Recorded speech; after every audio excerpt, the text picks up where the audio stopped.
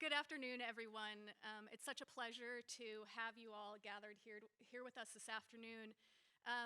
The event is being brought to you today by a number of excellent people who have come together, and for the Institute for Data, Democracy, and Politics, which I serve as director.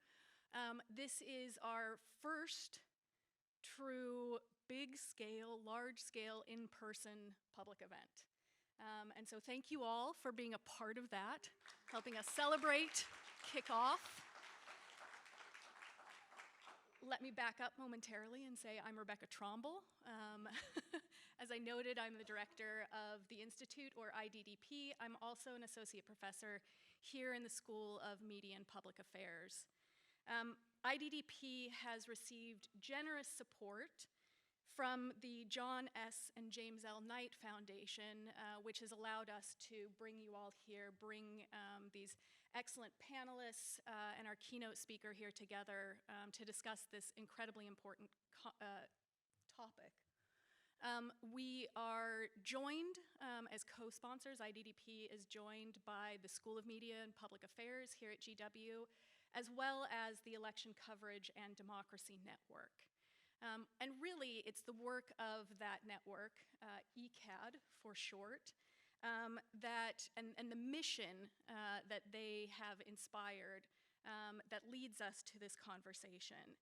The ECAD network is an initiative of more than 70 media and politics experts who have come together to really try to help strengthen reporting on democracy and democratic processes, recognizing the challenges and pressures that news managers, journalists, and news organizations face in an environment where traditional reporting norms may actually be helping to elevate the voices of those who actively seek to undermine democracy.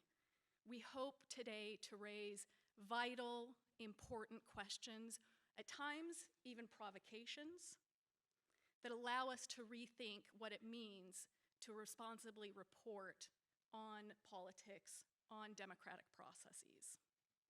But before we move into this conversation, I'd like to first welcome GW's President Mark Wrighton, who is going to say a few words for us. President Wrighton, welcome.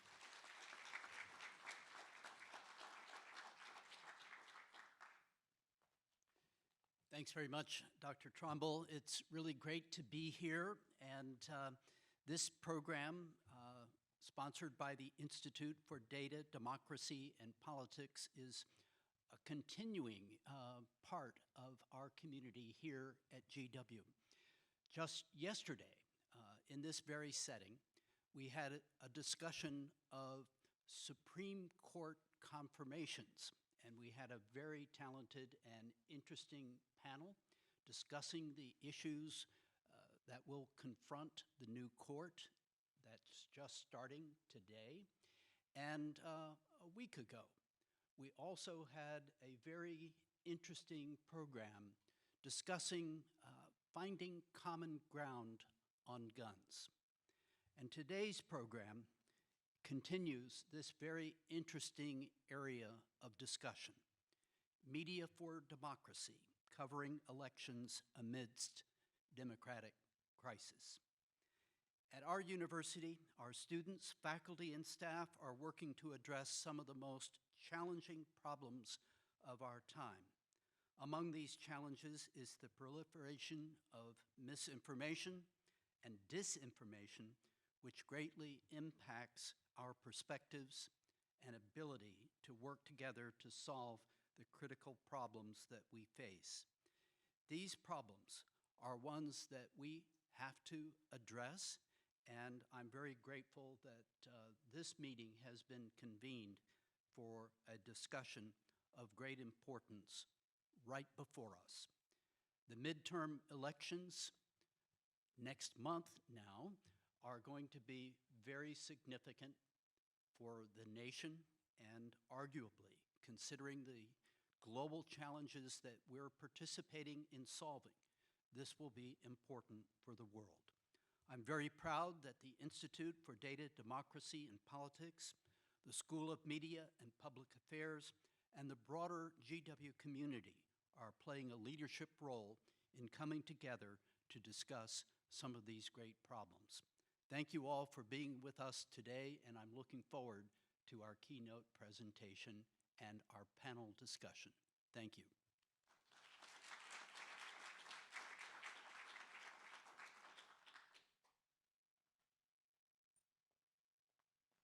Thank you so much, President Wright, and your leadership and support for this and so much of our work is greatly appreciated. President Wrighton briefly noted the challenges of the moment. The political environment was already tense, already charged, when in the spring of 2021, the coronavirus pandemic hit and changed and turned many of our lives completely upside down. What we saw during that moment was that high levels of distrust in political institutions, in media institutions, only grew. And the consequences of that distrust are unfortunately not hypothetical. 635 days ago, at almost exactly this hour, thousands of American citizens began attacking police, breaking their way into the Capitol building in a failed attempt to overturn a free and fair election. The coup may have failed, but the threat to democracy has not gone away. If anything, it's gotten worse. Millions of Americans continue to believe the big lie. State legislatures are actively disenfranchising voters, making it more difficult for citizens to exercise their most basic and fundamental democratic right. And quite frankly, if we were not in DC, not at George Washington University, many of the colleagues who have joined us here today would not be able to hold this sort of public conversation. They would risk their careers. They could potentially be prosecuted for doing so. So it's with incredible pride that I stand before you today, having gathered this incredible group, and I'm so glad that you all have joined us, because I think we really need to acknowledge just how lucky we are to be in a space and place like this where we can have precisely this type of challenging conversation. But going beyond even this, we know that there are a number of political candidates, particularly Republican political candidates, who are refusing to concede in the face of electoral defeat, and that there are well-trained and committed election officials who are resigning across the country in the face of horrifying threats and harassment. These are not partisan statements. This is reality. And yet, American journalists are struggling to cover this reality in a way that holds those actively undermining democracy to account. And so we're here today to think more about where we go from here. How can we support journalists and news managers who seek to responsibly report on the challenges facing American democracy? I'm thrilled to begin this conversation by welcoming Brian Stelter, a keen critical observer of American politics and American media. Brian is known for placing the most important and often most difficult issues at the center of his hosting and reporting.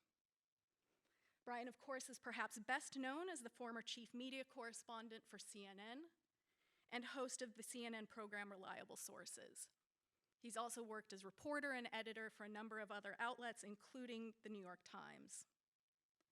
Brian is currently the Walter Shorenstein Media and Democracy Fellow at the Shorenstein Center on Media, Politics, and Public Policy at the Harvard Kennedy School.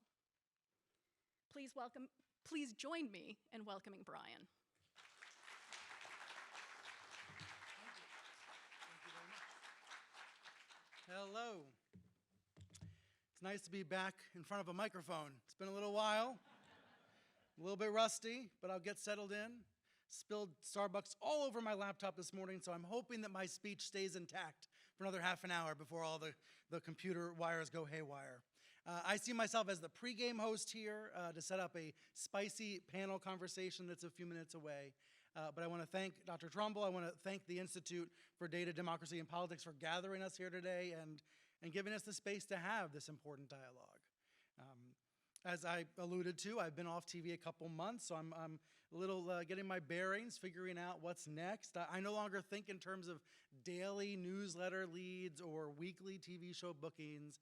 I've been freed up to think a little longer term and think a little bigger picture about media and democracy. And today's topic, media for democracy. You know, the midterms are right around the corner. The 2024 election is already, underway in the shadows. And at the same time, we are living with a zombie election, the election of 2020, a zombie because, well, Donald Trump refuses to let it die.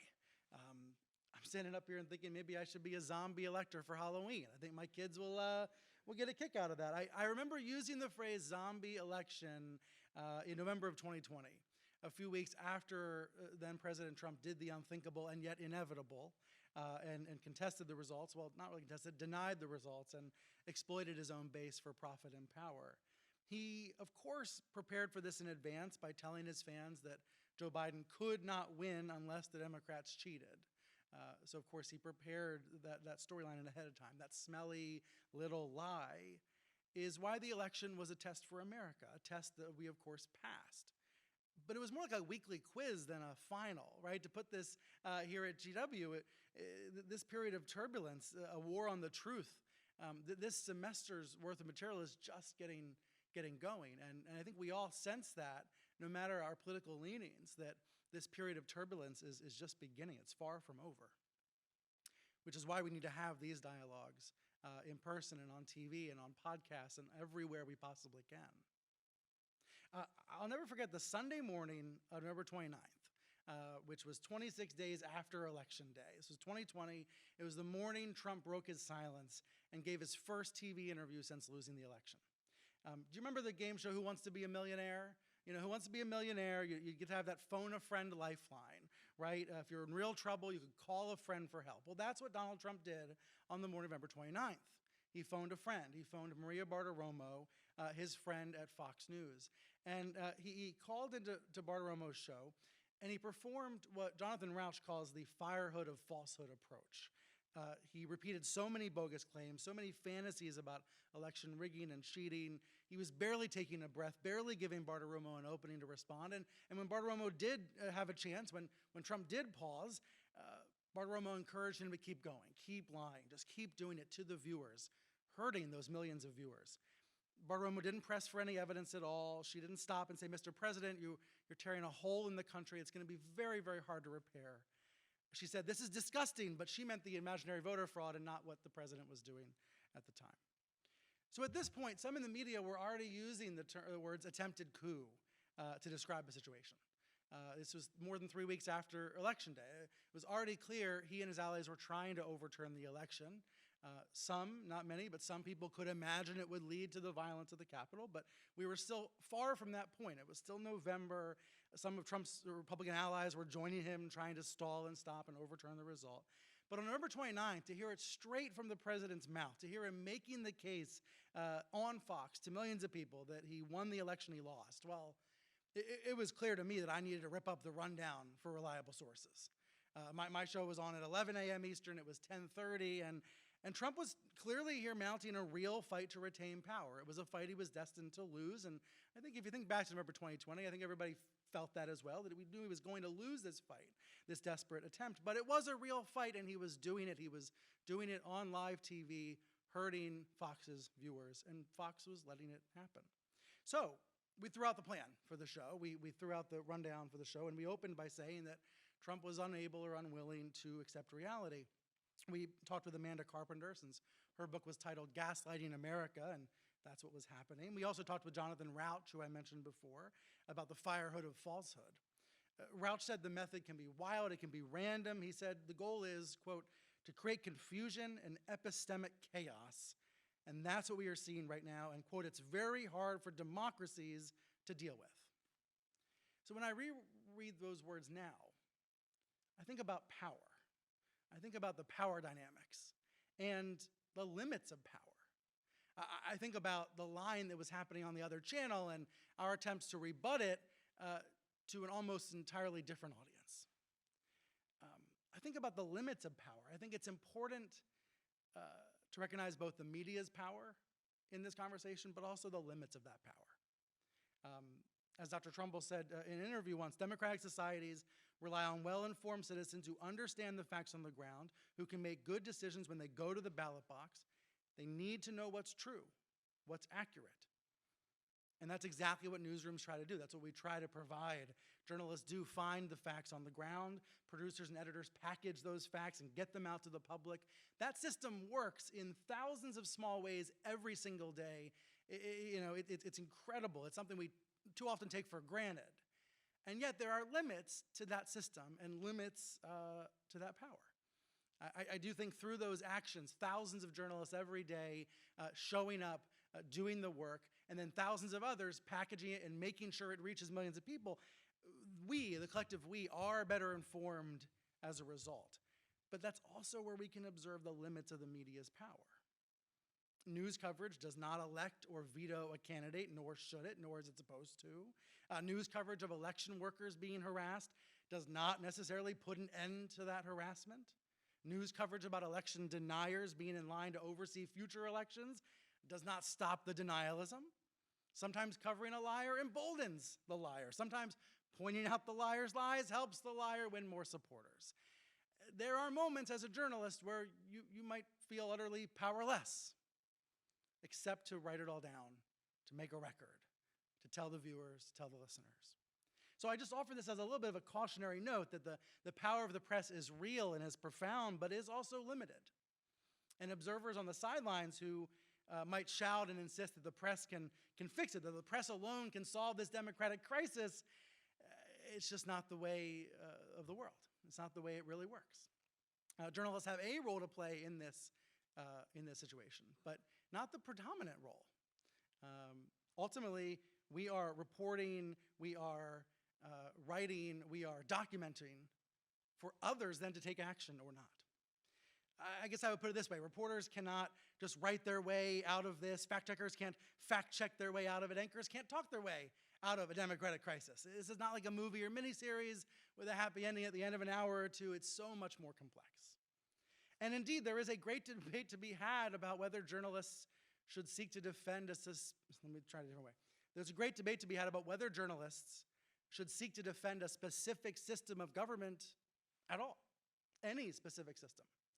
I started to have this debate with a colleague last week. She said journalists advocating for democracy actually undermine democracy because they erode trust in the profession by putting a thumb on the scale for one system over another, or to be perceived as supporting one candidate over another. Obviously, part of the counter-argument is that journalists cannot thrive in a dictatorship. Journalism sustains democracies, and democracies sustain journalism. But as we hear and talk about the rise of the democracy beat, as newsrooms hire reporters to cover election denialism and the threats it poses in the future, as newsroom leaders say they are trying to raise the alarm and sound the alarm about democratic backsliding, let's make sure we note how it sounds to some voters, especially to a segment of the Trump base. I think we have to take note of the many Republican commentators who have mocked and ridiculed this very national conversation about threats to democracy. Some MAGA media stars say mail-in ballots are the real threat. Some of Fox's primetime players say that investigations into Trump's coup attempt are a total sham. Truth be told, they have a hard time keeping their stories straight. Was the violence on January 6th Nancy Pelosi's fault, or was it an Antifa plot, or was there not really violence at all?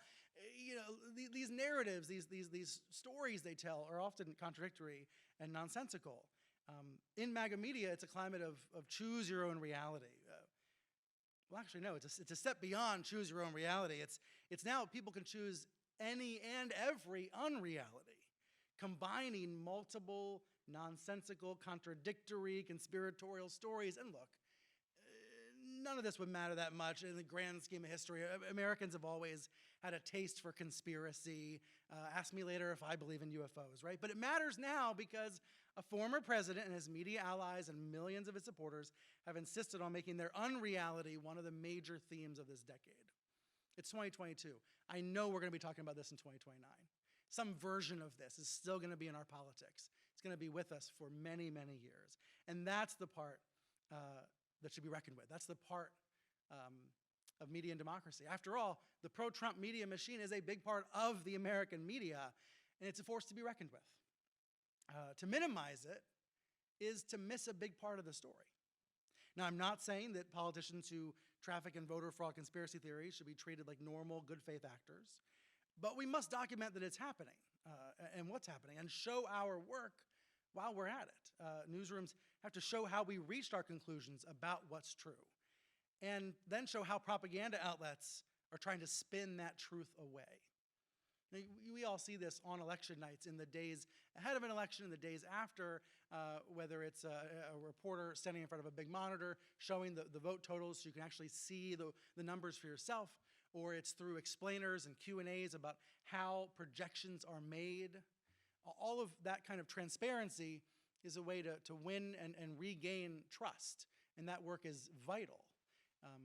You should also notice what news outlets don't bother doing that work, what media outlets don't bother showing that transparency or trying to educate the public about how the system actually works, but instead only try to fan flames of fear. But that work is critical. It's one of many pieces here. Even though the power of the press is limited, that's an important power, an important role, and will be for many years to come. On my final edition of Reliable Sources, I made a comment that we must make sure we don't give platforms to those who are lying to our faces. But I said we also must make sure we're representing the full spectrum of debate and representing what's going on in the country and why people are reaching the beliefs and conclusions that they are reaching. After all, according to 538, quoting here, almost 200 Republicans on the ballot this November do not believe that President Biden legitimately won his office. And as we know, some of those election deniers could influence future elections if they win. I think we can also confidently predict that some of them will dispute the results if they lose. So we're going to begin for many more zombie elections in our future. And that's why I say this is going to go on for many years. We should expect we're only at the beginning. That's why if I were making a list of challenges for the American news media in this decade, covering zombie elections would be high on the list. It takes care and research and number crunching. You've got to have those graphics and those monitors and those Q&As to show how the work is done, how the results are found, how they're double and triple checked. News outlets have to do whatever they can do to restore trust in those systems while also scrutinizing them when appropriate. But it's not just about number crunching. It's about a lot more than data. To cover elections in the middle of democratic crisis really means to cover the voters, to cover the people making the decisions. And again, what led to certain beliefs, show that work as well.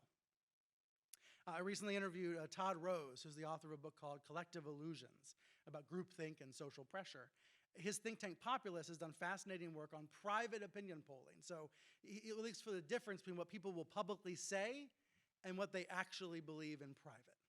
There are ways to poll this, to find out what people will tell a pollster because they feel like it's a public answer versus what they actually privately think but might not want to admit. And in short, Americans share a lot more common ground than they think they do. A lot more common ground. And most Republicans who publicly say the election was stolen from Trump actually privately admit he lost. Most who claim he won actually know the truth. They're giving what they perceive to be the right answer to a pollster in public. Yes, the election was stolen. That's what they think they're supposed to say, in the same way Democrats think they are supposed to say that the election rigging is total craziness. But they just give what they perceive to be the right answer due to peer pressure. That gap between what people say in public and say in private is part of the democracy beat story. This is about belief and what people will claim and then how those beliefs will be used. I think it's another area where the reality-based news media can rise to the occasion, not just through the data and the transparency, but through the human stories of why people vote the way they do and what they consume along the way. The way I see it, the battle for democracy is also a battle for attention. It's not unlike TikTok and Instagram in this way. Apps trade on attention, advertisers trade on attention, and it's a key part of politics too. The anti-democracy wing of the GOP is very good at gaining attention, including through the media. Newsrooms and magazines and TV shows and websites with finite resources have to decide every minute of every day where to focus that attention.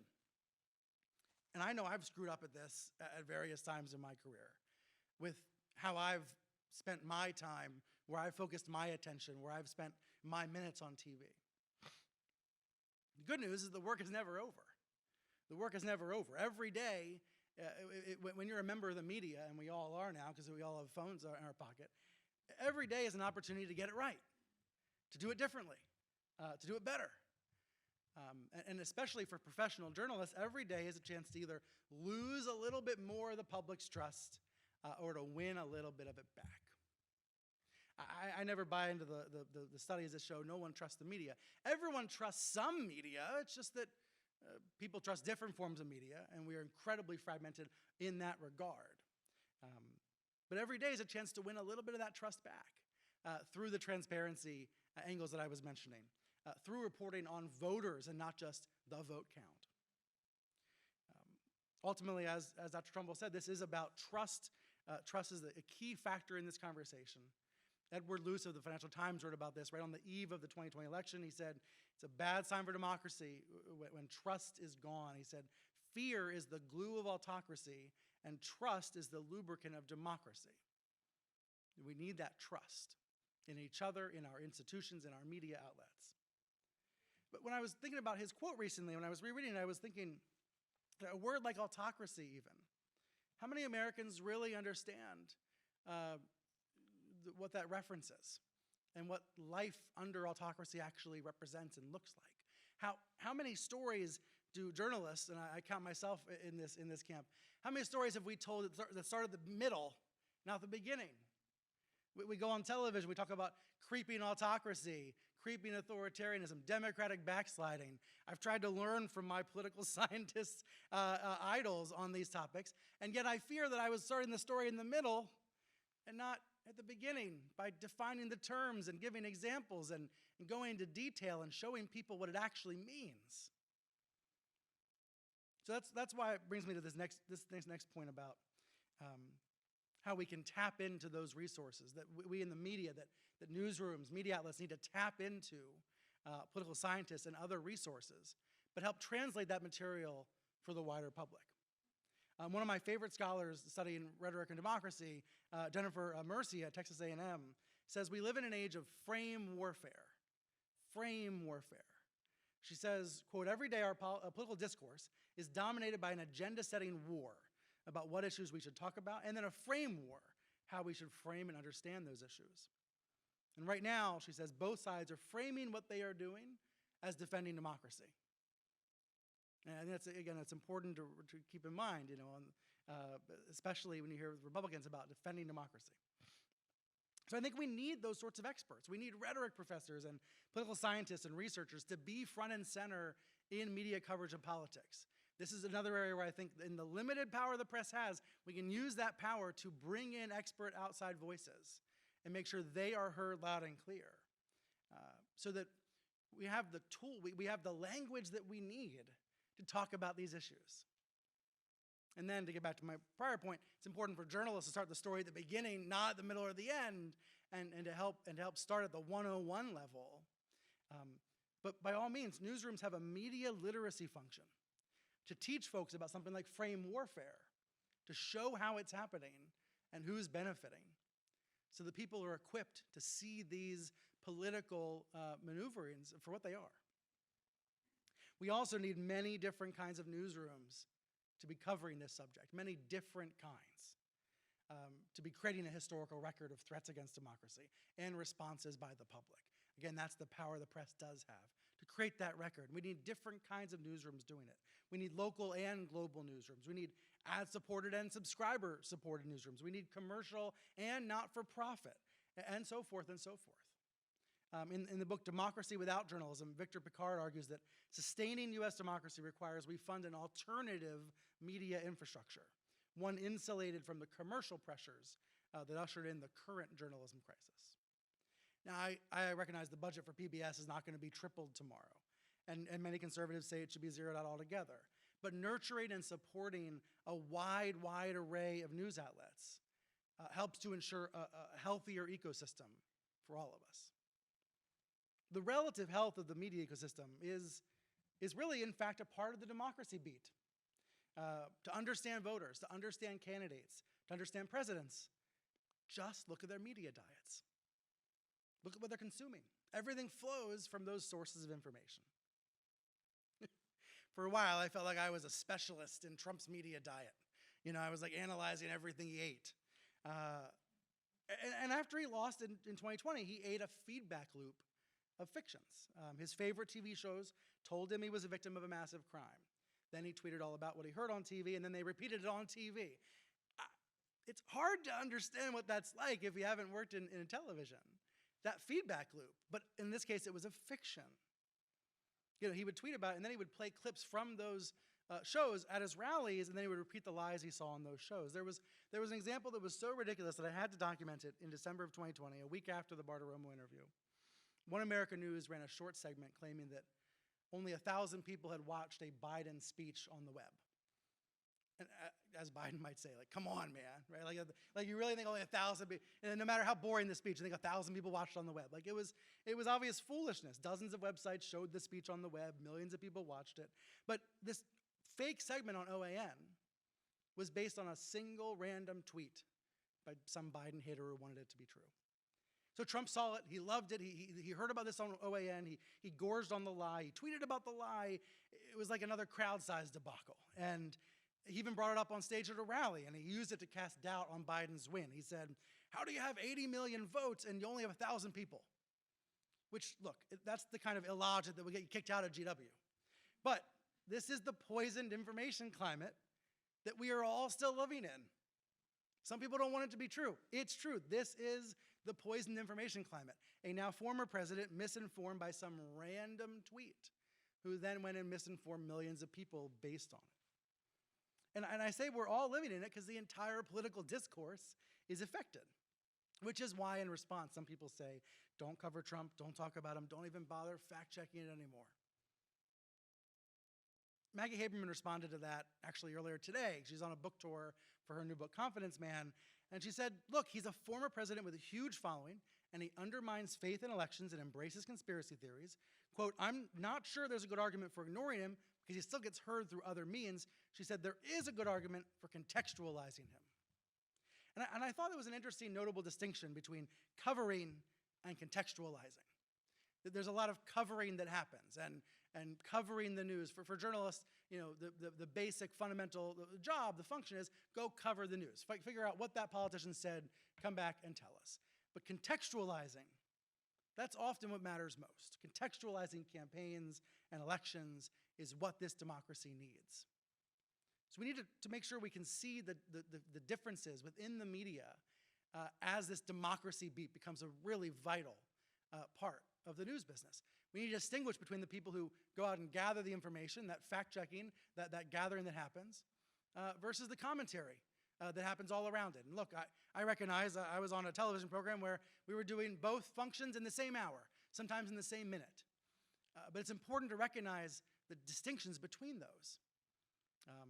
I'm standing on the old Crossfire set. This used to be the stage for Crossfire on CNN. This was where Jon Stewart famously told Tucker Carlson that you're hurting America. And that was nearly 20 years ago. And yet that introspection, although Stewart was doing it in a fiery and lively and humorous way, needs to continue to happen for the press, by the press, and to the press. Earlier, I said the power of the press is limited. I think it is limited, but it's clearly still consequential. And I hope I've outlined some of the ways to use that power, to effectively use the power of the press, to ensure that the truth, as best we can find it, is reaching people, a wide array of people. When I signed off from Reliable Sources in August, I said we're living through this era of absolutely dizzying change. Some folks in this room are probably too young to even perceive how dizzying it's been. You know, I'm you know, what am I? I'm in my 30s, so I can at least remember pre-iPhone, pre-Facebook. But we all now have these supercomputers in our pockets. We are all now members of the media.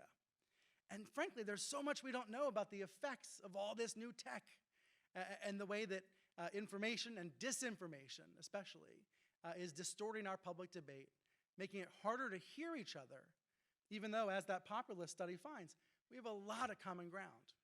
A lot of common ground that we can barely even see over all the yelling. I hear yelling, okay.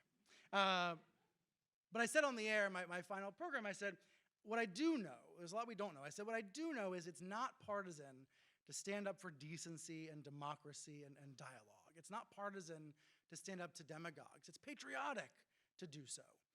And that's why the American news media needs to be strong, needs to remain strong, needs to be held accountable. I frankly think it's up to you and you and you. I think it's up to all of you and me. I think it's up to all of us to play a part in that, to hold the media accountable for democracy, and to hold all those other players, the other stakeholders, the ones, frankly, with more power, the candidates and politicians and elected officials and institutions, to hold them accountable. But because we are now all members of the media, we all do have some of that power. And I hope most of us can use that power to help make it better. So, like I said, I think I'm the pregame show. Now to the fun part. Dr. Trumbull's going to come back up and introduce our panel, and that's when it gets really good. Thank you all for your time.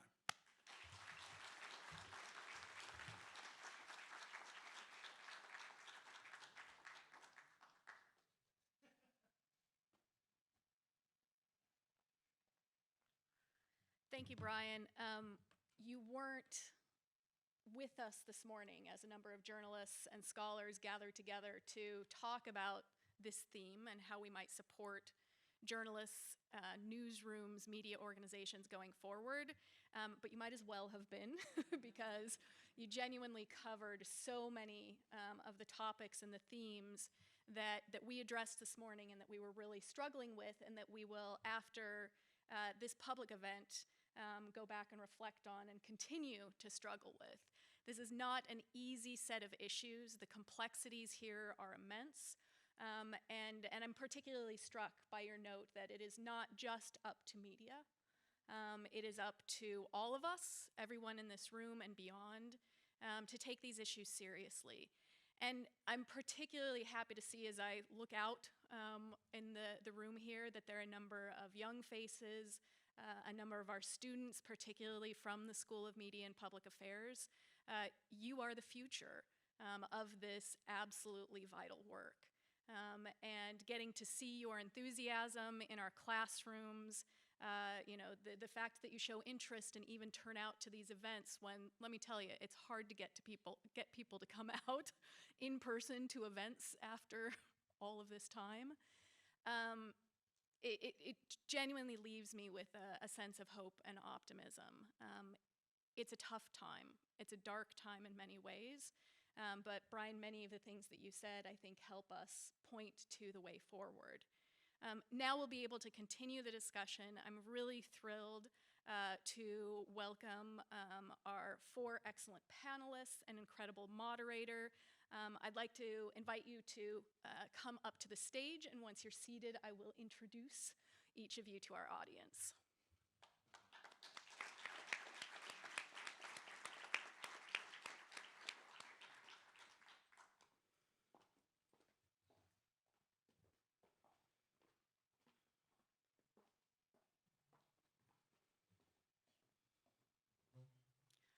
I really, truly could not be more thrilled to have this excellent set of journalists and scholars joining us here today. This is pretty close to my dream team superhero Avengers group that you can imagine. Serving as moderator, Jesse Holland is a colleague, an assistant professor in the School of Media and Public Affairs here at GW. He is an award-winning journalist and has won multiple awards for his fiction and nonfiction writing, including The Invisibles, The Untold Story of African American Slavery in the White House. Professor Holland also serves as a guest host on C-SPAN's Washington Journal.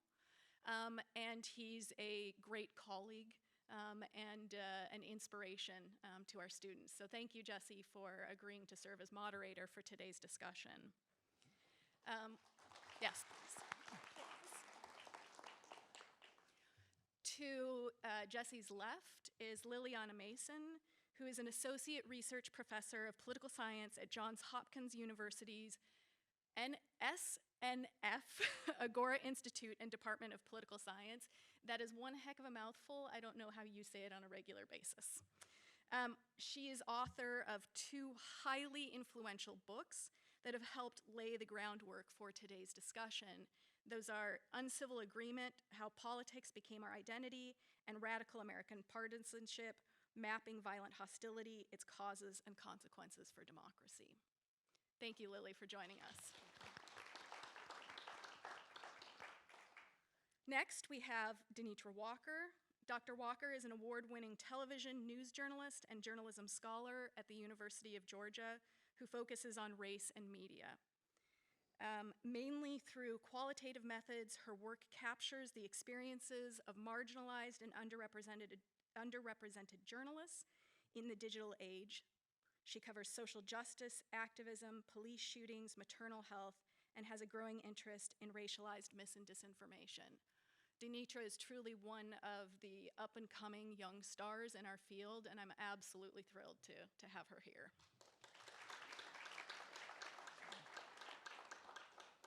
I turn then to dear friend and colleague Dana Gale-Young.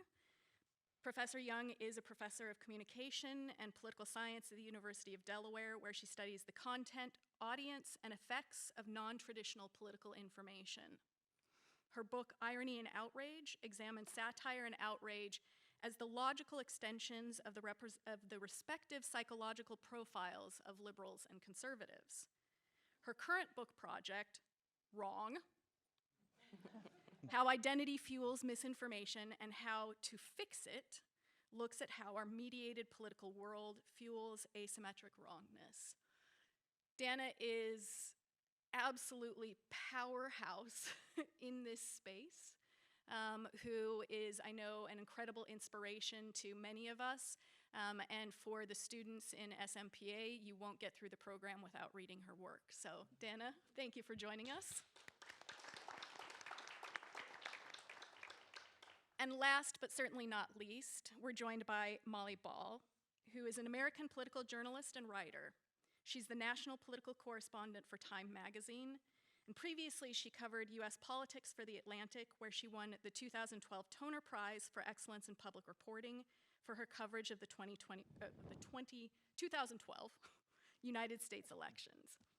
In 2019, she received the Gerald R. Ford Prize for Distinguished Reporting on the Presidency for her coverage of the Trump administration.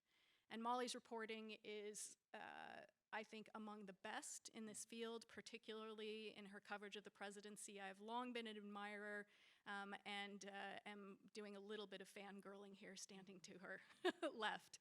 So please help me welcome Molly and together this incredible panel. Jesse, I turn it over to you. Well, first I want to welcome all of you here for this important conversation. And we also want to say a thank you to Brian for that great keynote that brought up many of the topics we're going to talk about here today. But we also want to say thank you to Rebecca for putting all of this together. We wouldn't be here without her. First and foremost, I don't want to make the mistake that Brian just talked about and start in the middle of the conversation instead of starting at the beginning. So I'm going to start with the question that has us all here and get each one of our panelists to actually answer it.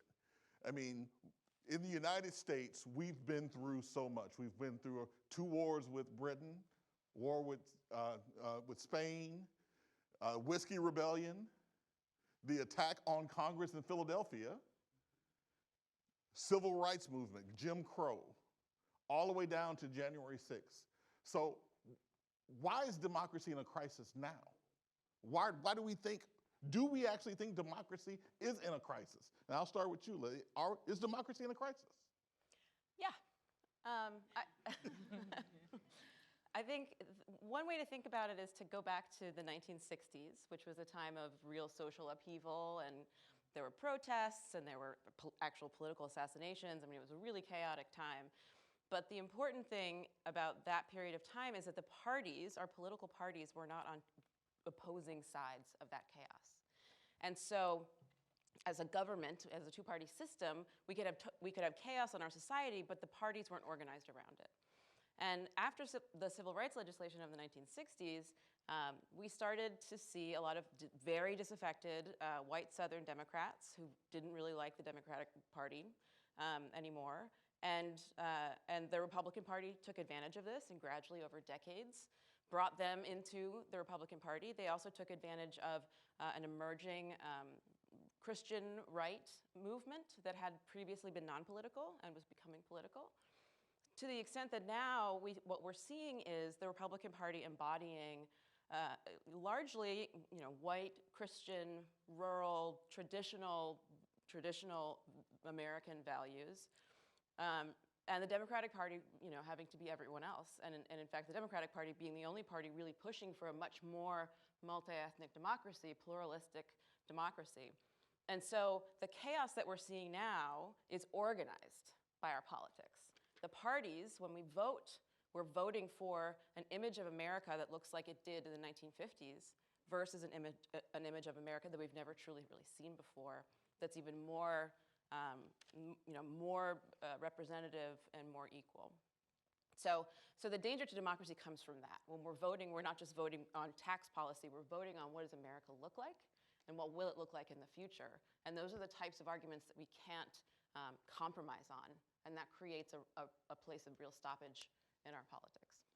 Denitra, are we in crisis right now, given everything that we've been through? Yeah, so I would definitely agree, and I'm gonna, just kind of talk about a lot of the conversation goes with power. So even when we didn't even realize that democracy was in crisis, it was, and for whom, right? Like there's a power dynamic. So even when we're talking about journalism and how it's, the first, we're talking about how journalism started and how people were reporting on certain things. What were they reporting on? Who was in the newsrooms? Like, where was the power, right? And so when we talk about it now, it still exists, but at the same time, it's almost like we're not just talking about the people who don't have power anymore. Now they have voices. And we're looking at the changing dynamics of society. But at the end of the day, yes, it is in crisis. And I think it's more salient now because we have social media and we're talking about it more. And I think a lot of people weren't talking about these things. It was not something that you would say. And our country is very young, whether we admit it or not. And at the end of the day, when we talk about all of these different dynamics that come into play, it has always existed. And I think now people are starting to feel more empowered to say it. At the same time, some people have been more empowered to voice their views. And so journalists are trying to cover these different topics. And at the end of the day, it's like, how do you cover them? So yes, it has always existed. And in my honest opinion, it will always exist, unfortunately, because the more you take power away from someone, and we've been having these conversations, the more they're going to fight to keep it. And so our democracy is really at a place where we're trying to figure out what's the next step. None of us have the answer. And so now we're sitting up here, and there's a lot of really smart people, really trying to find answers to how we can all move forward, like a kumbaya moment. But at the end of the day, we have all these different things that are happening, all these different points of views, and a changing dynamic with our demographics. And yes, it's going to continue to be in crisis for a long time until we all, or to a great majority, admits it. And then we can start to think about moving forward. Dana? So I'm going to do what I usually do, which is take what Lily's already said and then build on that.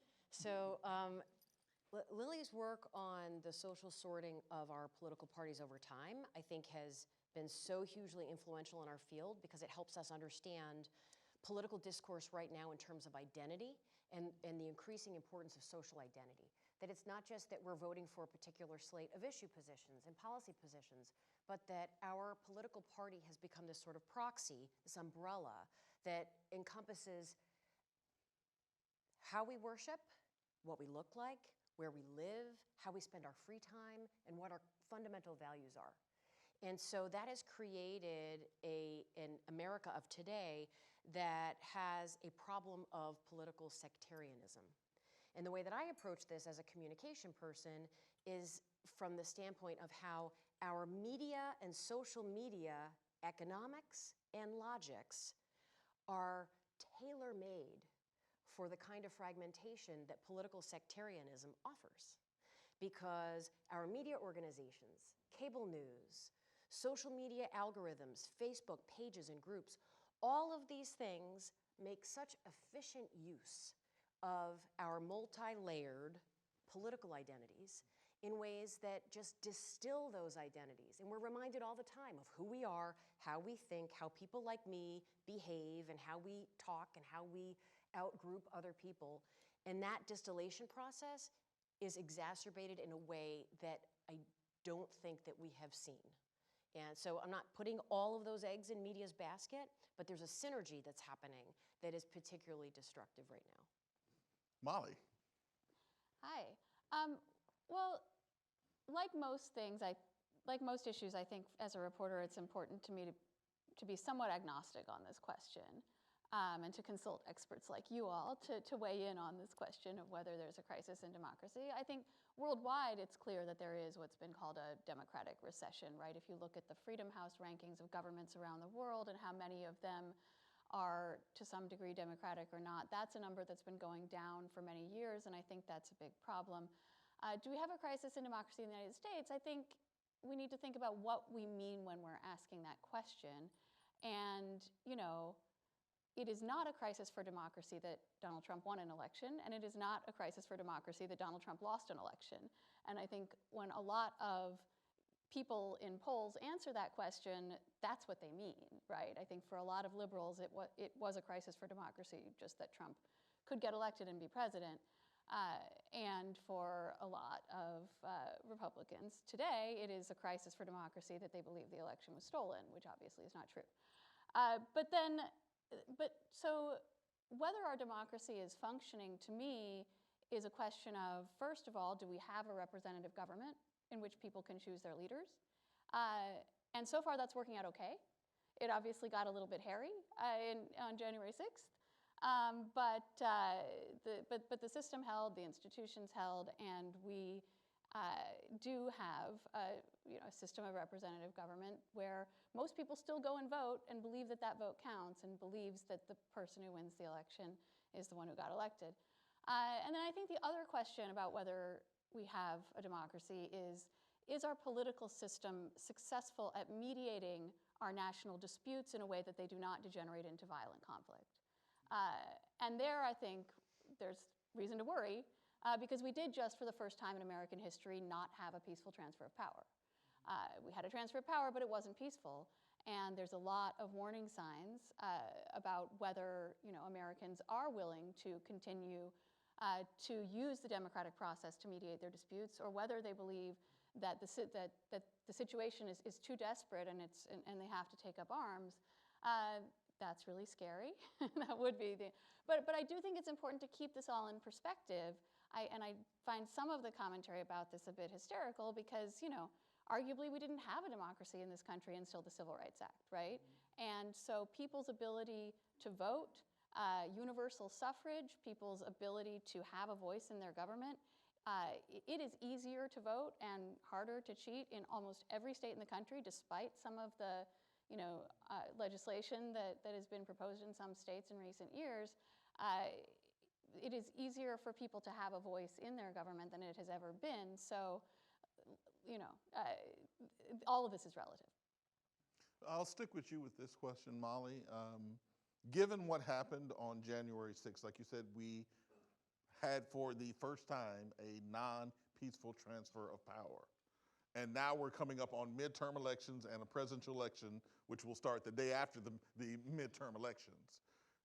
Should journalism change how we have covered democracy and elections and voters based on what we saw on January 6th? What should we change? And if we should change, how should we change? Well, I'm again going to say yes and no. But look, on the one hand, yes, anytime the political landscape changes, we should adapt to that. And this is a new sort of issue set that you see a lot of newsrooms adapting to, right? A lot more coverage of things like voting rights, a lot more coverage of things like violent right-wing extremism and the potential threat that it poses, a lot of coverage about things like disinformation and radicalization and all of the trends that we see. So I think that there's a natural and a good tendency in the media when something happens to then continue to try to explain to people or figure out for people what caused it and whether it's continuing as a problem. But does that mean we should, change our whole approach to the exclusion of everything else, and it should be the only question that we ask, candidates or voters, and every story we write about the midterms should only be about, whether this candidate denies the election, blah, blah, blah. No, I don't think we should do that. Most people see their vote in the midterms as a vote about the future, and I think that's up to them. It's their vote, and they should use it how they see fit. So, if the majority, you look at, I was just in Georgia where Trump tried very hard to take out the governor and the secretary of state for not going along with his attempt to overturn the election. And they, sort of kept their heads down, went out to that same Republican electorate that thinks the election is stolen and convinced them that other things were more important. So I think it's our job to cover the elections that are actually happening, in which that may not be people's highest priority, whether the last election was stolen, and portray for our readers what it is that people do care about and what it is that actually the election is turning on. Dana, what do you think? So my sense is that I'm going to answer this a little bit differently because I feel like there are things that have become sort of staples of election reporting over the last 30 years that my field has been complaining about during that entire time, that have catastrophic implications now, far greater than 30 years ago. So the big one that everyone has heard me talk about forever, along with Tom Patterson since 1992, horse race framing and strategy framing and reporting. So that is coverage of elections in terms of who's ahead and who's behind, public opinion polls, talking about campaign choices in terms of, this candidate visited this group of people because, it is a strategy to try to, get the vote up with soccer moms in, the suburbs of Philadelphia, blah, blah, blah. So now that's always been something that we have known is probably problematic. And there's empirical evidence suggesting that that enhances political cynicism. It causes people to think about politics in terms of strategy, and no one is actually doing anything because they think it's the right policy. They're just doing it to try to get a vote. It also has been shown to, in some circumstances, reduce turnout and reduce trust in government. All of those things are bad. Now, I would say they're even worse, because if you are talking about strategy, horse race, or also called game framing now, you're also running the risk of emboldening and legitimizing authoritarian populist candidates. Why do I say that? Because a strategy framing and reporting treats candidates as personalities. It is the spectacle of the race. It doesn't actually deal with issue positions or policy platforms or evaluate how feasible some of their ideas are. It really is just about the personalities. And so if you happen to be a candidate that does not have a platform, hypothetically, then you are going to benefit disproportionately from reporting that's going to talk about, you perhaps being an underdog, et cetera. So I feel like the cost of the strategy horse race frame is greater than it's ever been. So all of that is to say, I do think that journalists should do things a little bit differently right now, but they probably should have been doing that differently 30 years ago too. Denitra. So I'll say this. And we've had these conversations about when a person's under deadline, they're not thinking, I'm using this frame and I'm using that frame, right? So let's be honest, I never thought about that. And most of these conversations, at least in this tone, I didn't really hear from this angle until I got here. And when I say got here, I mean became an academic, right, scholar. So one of the things that I think about when I think about should we do things different, the answer is of course, but it's how. So I think of strategy. So when we're thinking about how we should reframe, not just reframe the way journalists do their work, we should also think about how to tell them to do their work in a way that's not extremely disruptive to their newsroom structure. We know the newsrooms are shrinking, if I can get the words out. We know that journalists come from different backgrounds all around the country in different newsrooms that have different points that they like to put out.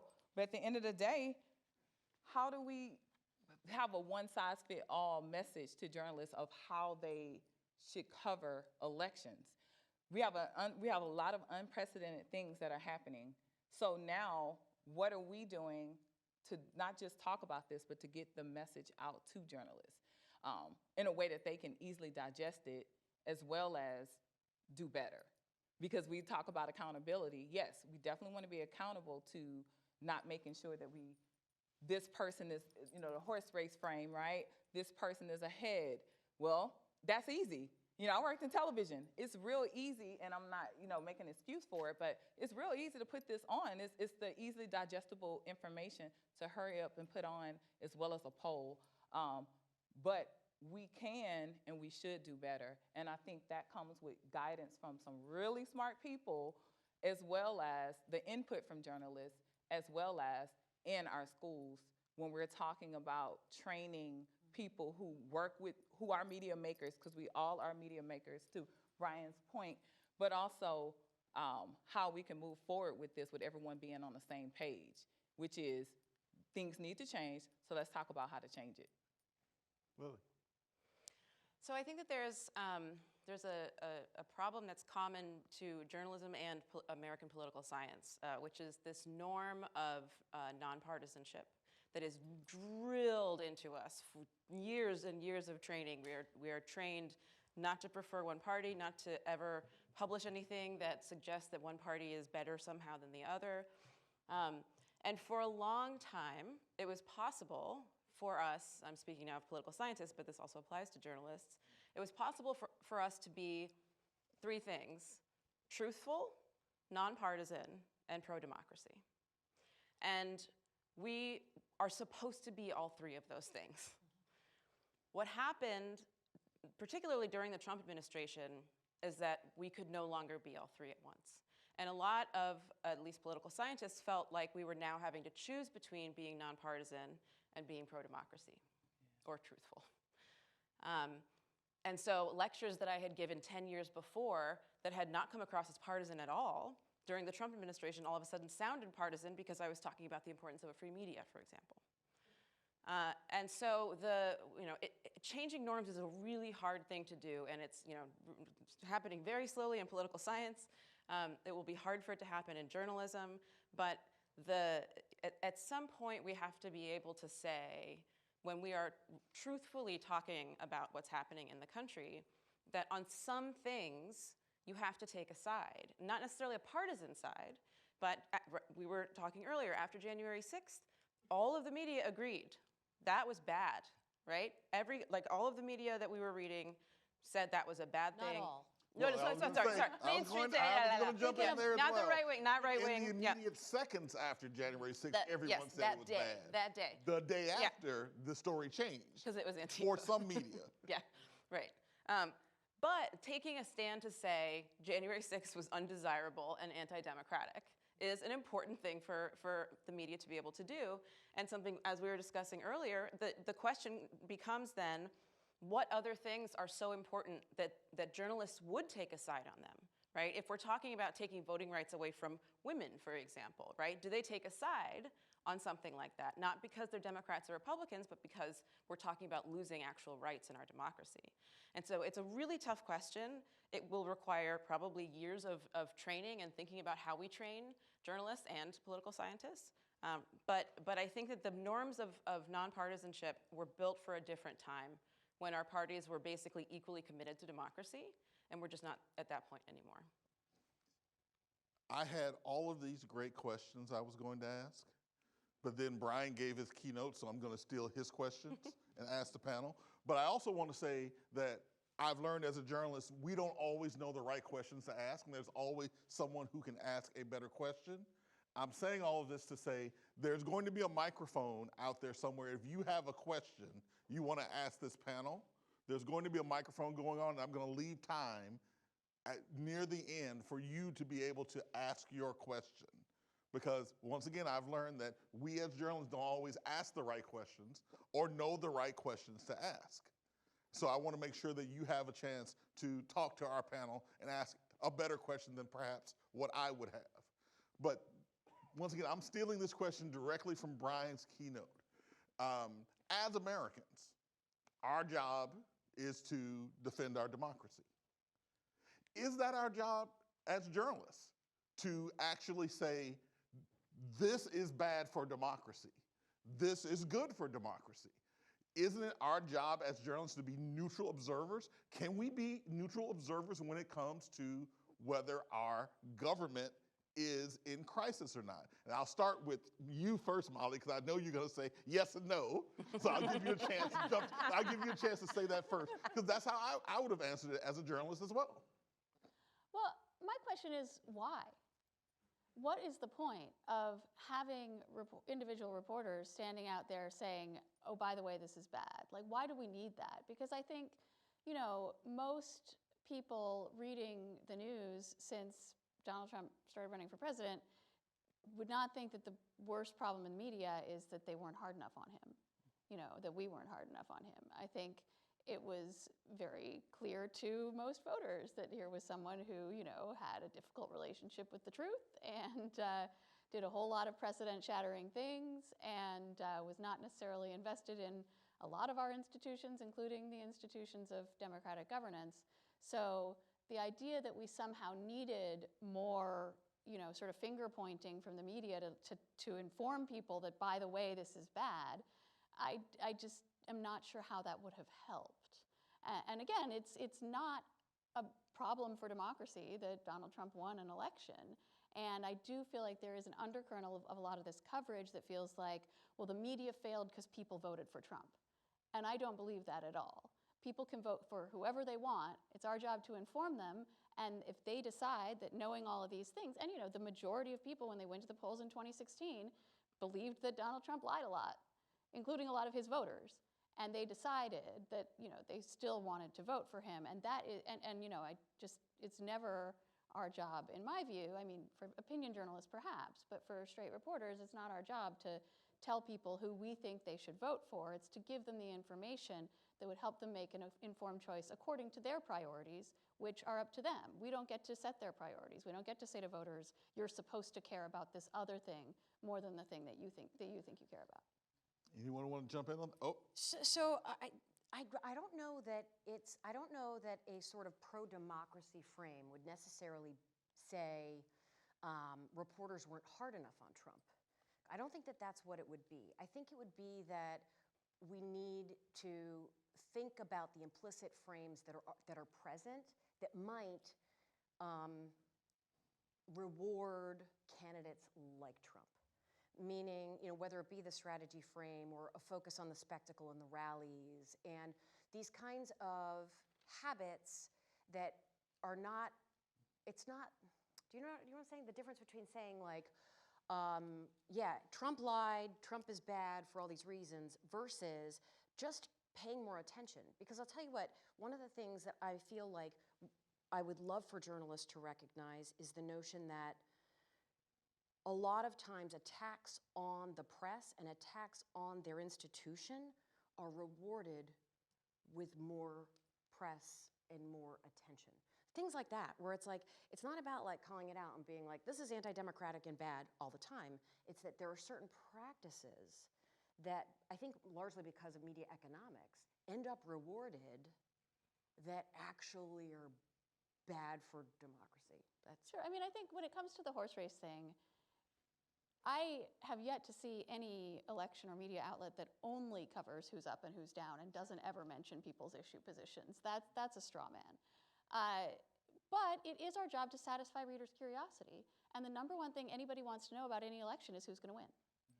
And so we are trying to survey the available evidence and give people a sense of as best we can know, because, and I think it's important that we always couch this in a fundamental humility. People get mad at us for not predicting the future as if you don't know that it hasn't happened yet. We're not clairvoyant, right? We don't have some kind of crystal ball that regular people don't.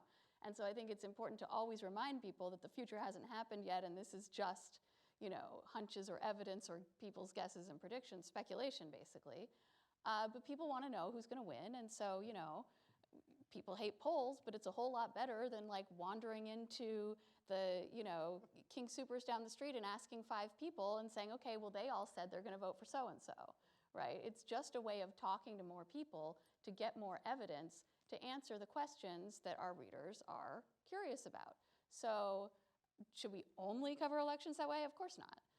But I don't think that means we should not talk about those things.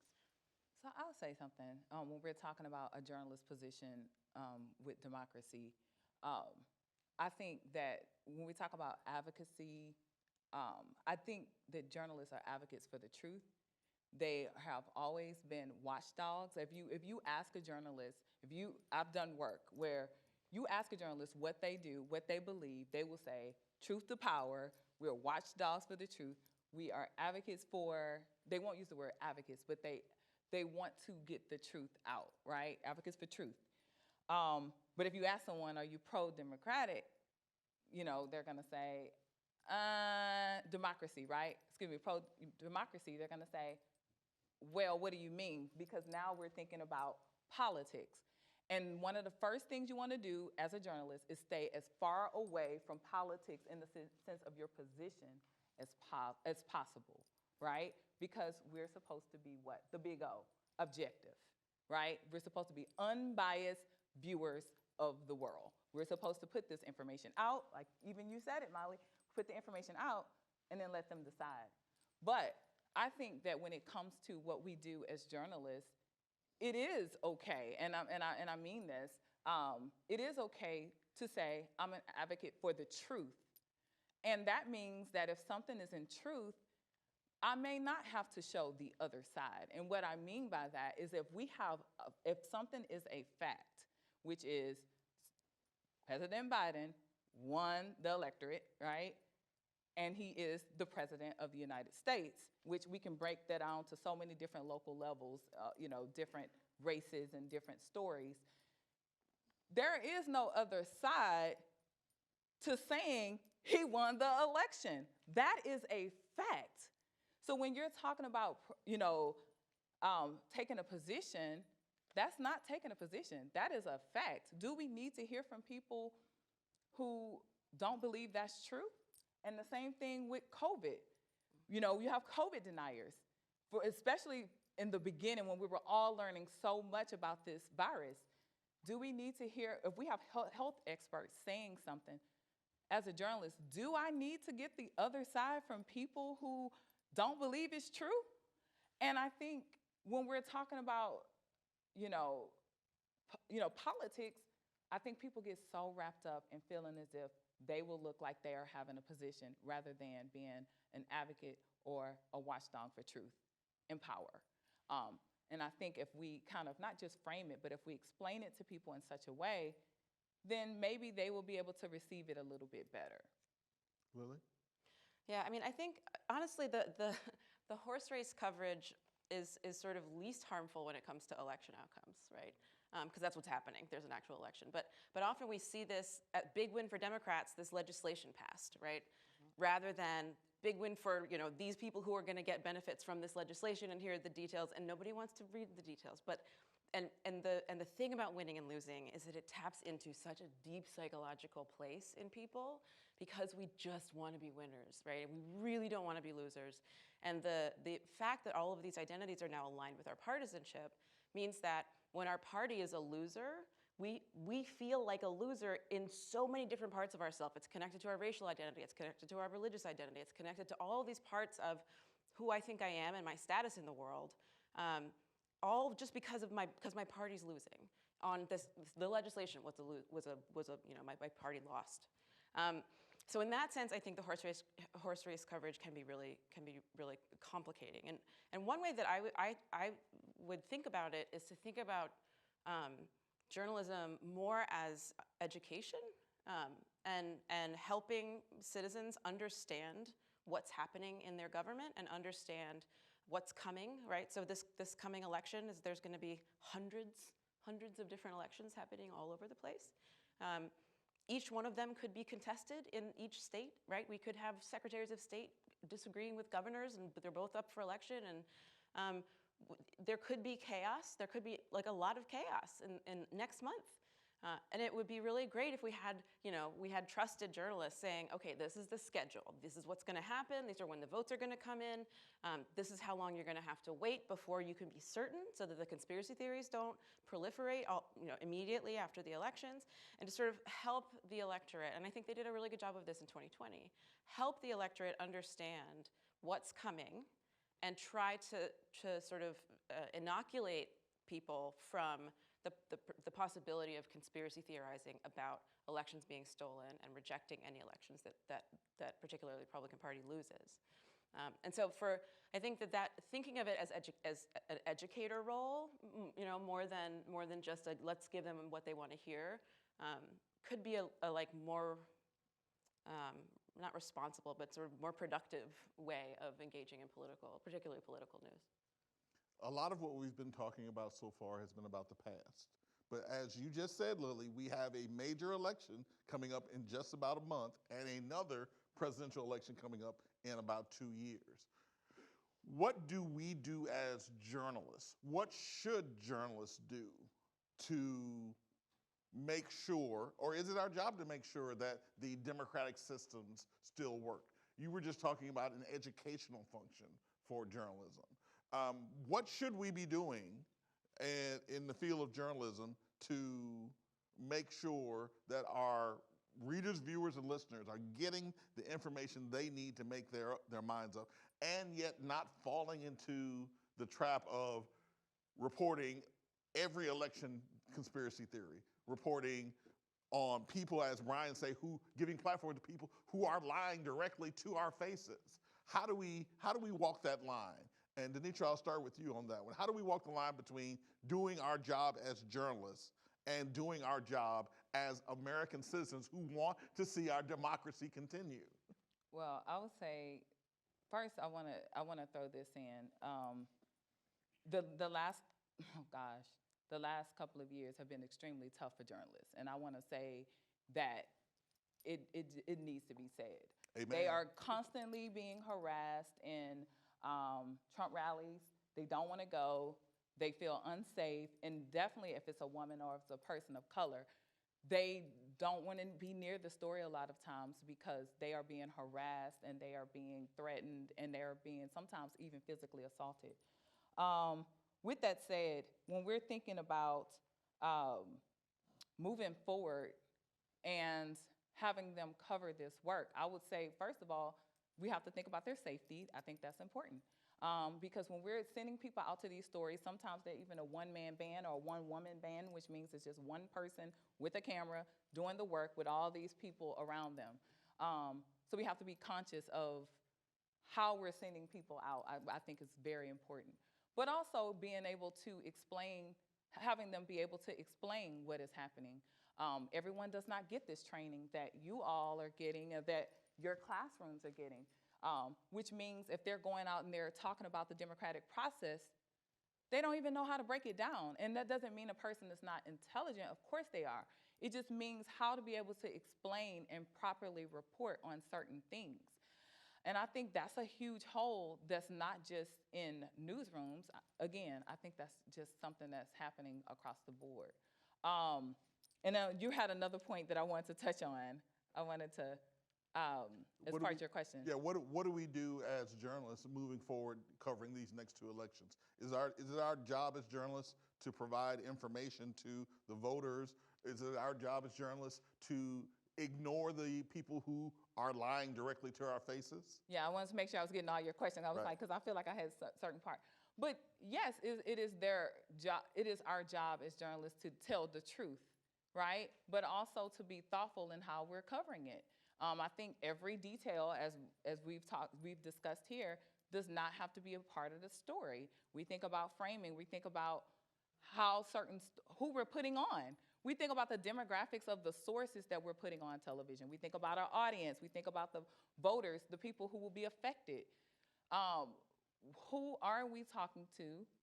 And not just talking at people, but telling their stories in a responsible way, but also making sure not to shed too much light on not when I say too much light, I mean almost no light to conspiracy theories, with the exception of, when I say conspiracy theories, I mean to untruths, right?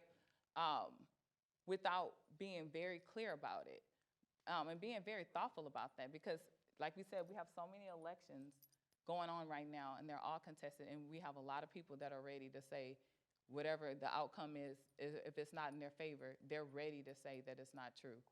So I think this is a question that I don't just have the answer to, that we will all have to put our heads together to really try to think about, because it's going to be a tough next couple of years. Right. And the answer is we will have to continue to put our heads together to see what that looks like. Molly, I'm going to drag you into this conversation.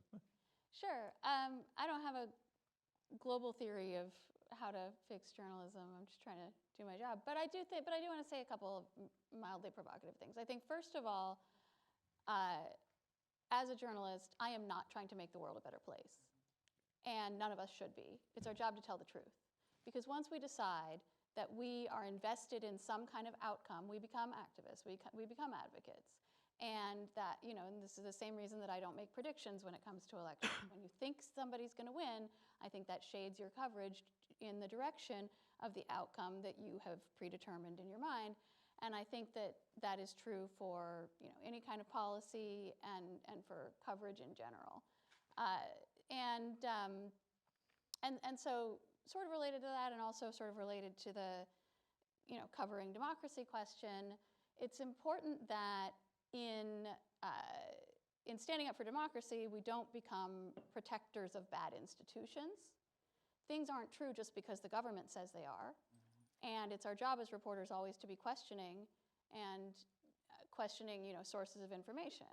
So I do feel like I've seen a lot of knee-jerk, the government says the election wasn't stolen and we have to believe that. No, we have done our own investigations and we know, based on our own determination of the truth. But it's important that we don't just revert to, covering for institutions that in many cases are going to be corrupt. Lily, Dana, y'all want to jump in on this? So something that I've been thinking about is the question of just the notion that these things are going to come up because the times are tumultuous. And I would just like to know that journalists and newsrooms have had these conversations and have had to sit back and think about them a little bit, so that when there are actions that are taken, they're reflective, right? They're not just like, oh, this story happened and now I'm going to just cover it. This is how we cover this kind of story. And I think that would involve thinking a little bit about what are our ground rules. And you can say, you don't have like a dog in the fight, right? You don't have a particular outcome that you're invested in. But I do think that there are certain implicit things that even the most objective journalists would say, that behavior of that political candidate, that crosses some kind of a line. Like, for example, if there's a candidate who is endorsing political violence and doing so explicitly, right? I would imagine that journalists would have a sense that, like, that crosses some kind of a line, and it would probably then be described as such. And maybe it would be described in the sense of like, this is a violation of what most average Americans would consider reasonable campaign rhetoric, for example. But I would just like to know that those conversations are happening, and there is a deliberate reflection on what are our ground rules and what kinds of behaviors of candidates are we willing to characterize as norm violating or not. Yeah. Lily? Yeah, I mean, I think that one of the things that I don't know if we just don't think about it very much, but I think it's just really important to remember that the news media are the ones telling the story of America right now. They're the only ones who are presumably objectively telling that story, and so the only ones that we should even be trusting, or we think that we should be trusting to the extent that we even do trust. And so the way that that the media choose to cover things or not cover certain things can change the story, right? It actually shapes the story as it's being told. And so, there's this this popularism idea that the Democrats have these unpopular policies and that they should run on more popular policies. That actually tells people that Democrats have unpopular policies. That's what they just learned from that headline. And actually, it's not true. Democratic Party policies are some of the most popular. Republicans like them, if you just ask them about the policies. And so by claiming that something is happening, you just told people that it's happening, even if it's just your theory about whether it's happening. That's not objective news reporting, but even this like analysis work. So I just think it's really important for media to keep in mind that like as they tell the story, they are also writing the story, and everyone who's reading it believes that that's the true story. And so if they leave things out, then those things aren't part of the story of America. And if they put things in, then those things become the story of America and they become reality. And I think that amount of power isn't necessarily like, we don't really respect how much power is involved in being the storyteller. I had a closing question, but I want to make sure that microphone's open. Does anyone have any burning question they want to ask our panelists? Come, and we'll make that the closing question.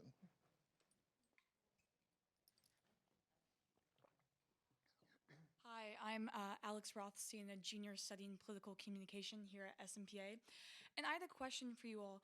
Where do you think journalists should draw the line between purely reporting the words of political elites, let's say in he said, she said journalism, while also realizing that that could potentially uplift harmful conspiracy theories? For example, I think back when Obama was running for president, and a lot of the media reported the birther conspiracy theories, and they even would use words from, for example, Donald Trump about it.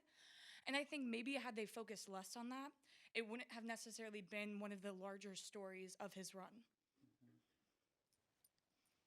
Well, I was going to say, so, when we're talking about certain words that are being used, and, unfortunately, a lot of times we as journalists, we go for the low-hanging fruit, right? I mean, we know the journalistic norms of deadlines and, oh, this is catchy, right? I mean, it happens. I think that sometimes journalists are using those words, putting those quotes on, getting those plays, sometimes even he, in the newsroom, right? Not all the time, but I'm saying in the moment, not thinking about the larger implications that it could potentially have. I think conversations about making sure that we're thoughtful about how to use or not use, right? Because we know framing, we can leave things out. It is our decision. And that's why, as we talk about putting this work out and putting out our stories every day, it is okay to leave certain things out. We need to be having those conversations. Everything that someone says should not make it on. And to give you an example, and I'll tell on myself, I started telling journalists in my newsroom, when I ran a newsroom, to stop putting certain quotes from certain people on. Donald Trump was one of them. And I'll say the reason why is because we were starting to use clips for no reason, absolutely no reason. So then it takes us knowing and paying attention to how this can be harmful and what is the newsworthiness of it, but also being brave enough and bold enough to talk about it in the newsroom, but also making sure that we don't just put it on. Instead, leave it out. And that's okay to leave it out sometimes. And if you do put something in, make sure that we're giving it proper context and being able to explain what it means. And being able to not just, you don't just say that it was wrong, but you explain to the audience in a digestible way why this is not true. So we're basically fact-checking in real time. And actually, there are a lot of journalists who are doing that. So let me just put that out there. I know some really good journalists, including some that I worked with at that time. You put something in front of them and they say, actually, that's not true. And they will tell you why it's not true. But I think in the larger conversation, people need to be real, journalists, right, need to be really thoughtful of when we use certain terms or certain quotes because they're fancy and shiny, that they have greater harm. Anybody else want to jump in on that? Well, I'll say, you do often hear this criticism of particularly a lot of political journalism that it's just, stenography. That's an important function of political journalism, to tell people what their leaders are saying. And not everything we do is watchdogging and holding people accountable. Some of what we do is just giving people information, being a conduit for information that we have access to and our readers do not. I mean, I think this really became clear during COVID, right? When the hollowing out of so many local newsrooms meant that a lot of people could not get information about COVID rates and COVID protections in their local communities because all the news that they have access to is this sort of nationalized that doesn't give you a sense of the actual picture on the ground. And what people need in that situation is just, what did the governor say today? And yeah, maybe you told a lie and we call that out, but that's not the only thing we're doing as journalists. And I really, and I get that, what it is we select as being important or choose to foreground or what we decide is controversial, those are all complicated and contested decisions. But I do really have a problem with this idea that by platforming certain figures or ideas, we're legitimizing them and giving them currency, and therefore we should ignore things we don't approve of. I think that's a really bad idea, and I don't think that Trump won the election because we paid attention to him in 2016. Birtherism was a phenomenon that was happening in every, local Republican precinct meeting. The idea that in this day and age we can still be gatekeepers for information, I think that's just not true anymore. People can get that information anywhere, and they are. And so better for us to be out there trying, to the degree that people trust us, which isn't much, I get it, but trying to say, look, here's something you might have heard, here's something that's out there, but it's not true. I think we have to do that instead of trying to, I remember people saying, stop covering Sarah Palin, she's irrelevant, you're just, it's just clickbait. Well, it turned out that Sarah Palin was a really important precursor to the Trump sort of populist right phenomenon, and she did deserve all that attention. And the reason we were paying attention to her, yeah, it got clicks. It got clicks because people were responding to her. I remember going to, John McCain events before he named her to the ticket, and it was like crickets and 5 people in a room. And then all of a sudden, she's having 10,000 person rallies. That's a really important piece of information about the American electorate that we are trying to understand and help people understand. I recently wrote a long profile of Marjorie Taylor Greene.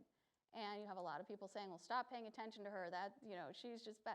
She is a phenomenon, and she is an important person in our politics right now, both in what she represents and in the things that she is actually doing and moving and, creating. So I think we have to pay attention to all of these things and try to contextualize them for readers, try to help people understand them, but you're not going to just ignore things and have them go away.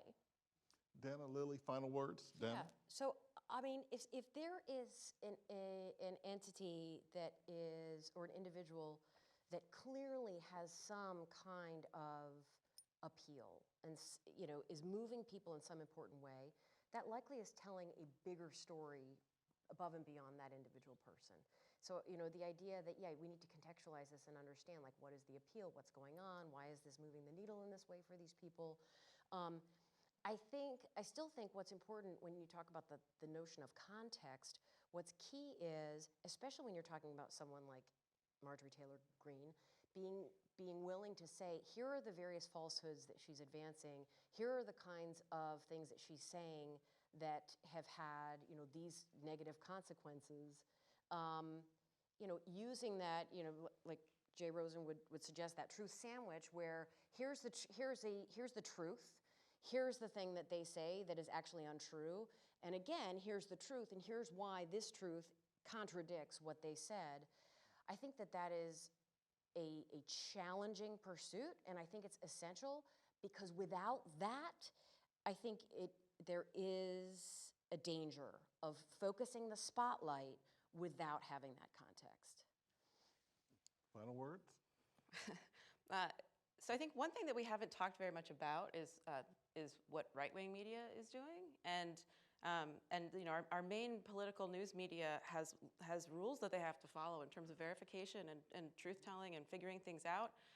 The right-wing media don't follow those rules, and so part of this issue of, you know, having it's not just Trump saying birther rumors, but it's being parroted on Fox and on Breitbart and all of these news media outlets that have no responsibilities for truth. And in fact, they actively undermine the truth to a lot of the time. And so for you know, mainstream political news media to have to combat that but by playing by the rules, right? It's like an unfair game. I think that the only thing is to be able to say, like, this is out there. Yeah, that's what they're saying.